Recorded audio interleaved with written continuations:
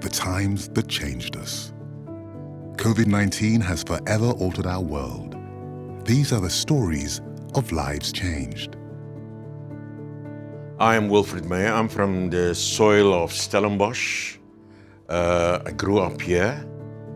I'm the father of 2 children. Debbie has never been sick.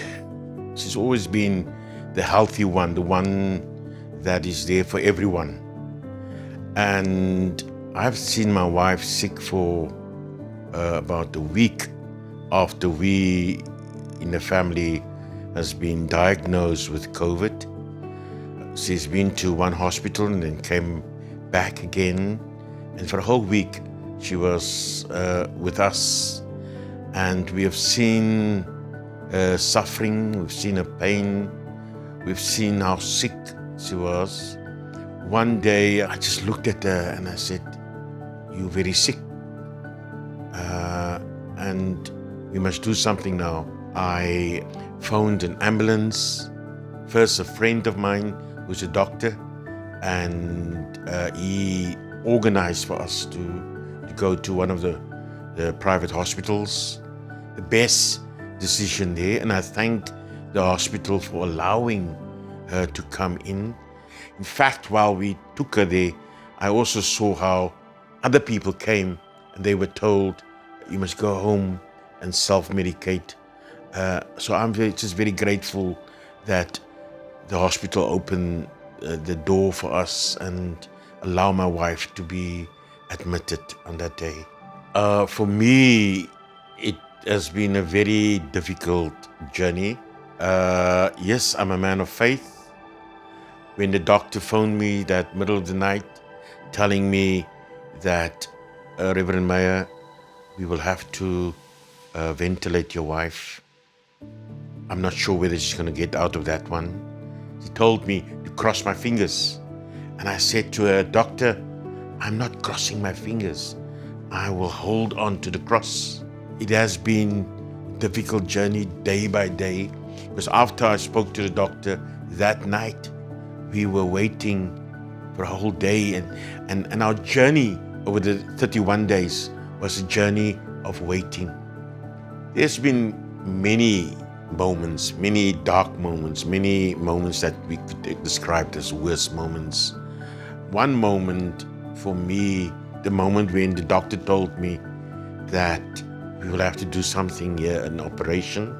I phoned my friend who's also a doctor, and he said to me, "Brother, it is a 50-50.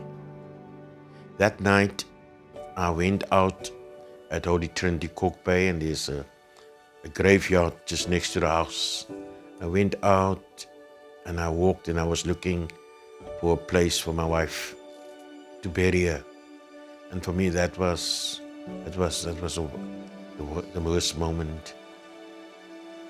Life has changed me in the sense that I became more aware of the sacredness, the specialness of life. That is for me something that I want to hold on to. I've been alongside people, and I've been praying for a lot of people whose family members didn't make it. What do you say to someone, "My wife has made it. I'm sorry your wife or your husband didn't make it"? I would like to just say thank you to the hospitals we went to, but also to all the hospitals, because I've ministered to many of my own congregation, and I've seen the great care, the great sensitivity, the love people experience there, and the nurses, the doctors, the hospital staff, they have been special. They have cared for my wife. They were the ones holding her hand.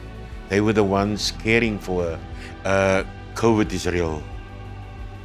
COVID destroys our people, destroys the economy. Get yourself vaccinated. It's not just for yourself, but it's also for others, those whom you love, but also for our country as we move on into the unknown? Wow.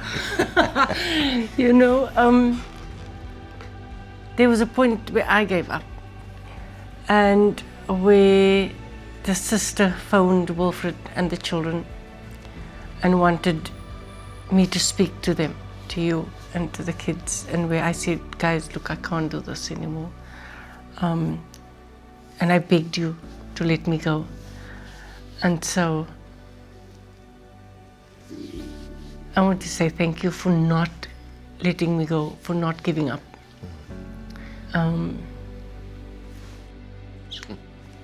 Thanks. Thank you. Their story is our story. Follow them by following HASA, Advancing Healthcare.